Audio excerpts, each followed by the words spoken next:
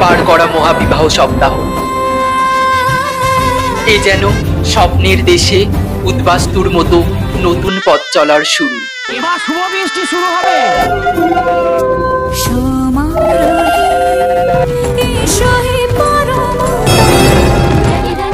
গাঁট হয় শূন্যরা ছড়ে যাক, কিন্তু গাঁট ছড়া বেঁধে একে অপরের লেজ ধরাধরি করে জম্মের মতো পাশে থাকার অঙ্গীকার। আর তারপর স্বপ্ন পূরণ হওয়ার ঠিক 1 সেকেন্ড আগে ভাগ্য খেদিয়ে দিয়ে বলল, কিলো রেশম, রেশম ওঠো, ওঠো, চোখ খোলো। কি হলো ছোট সাহেব? রেশম, রেশম চোখ খোলো, ওঠো। ঠিক আছে তো তুমি?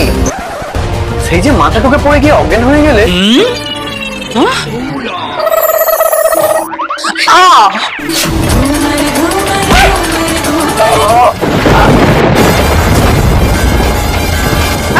রেশম,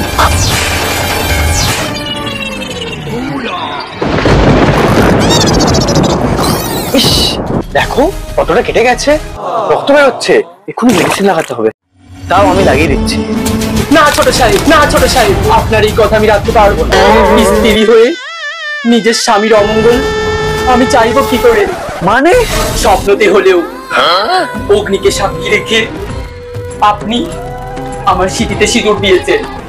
পৃথিবী যদি এদিক থেকে ওদিকেও হয়ে যায়, হনুমানের ছোঁয়ায় সূর্য যদি আবার ফিরেও আসে, তাহলেও এই সিঁদুর আমি মুছতে দেব না।